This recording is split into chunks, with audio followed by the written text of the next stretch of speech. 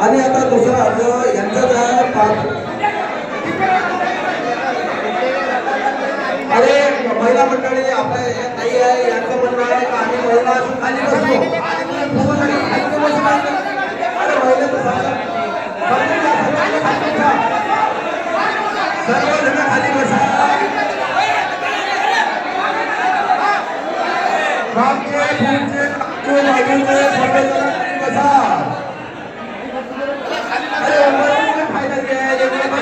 बसा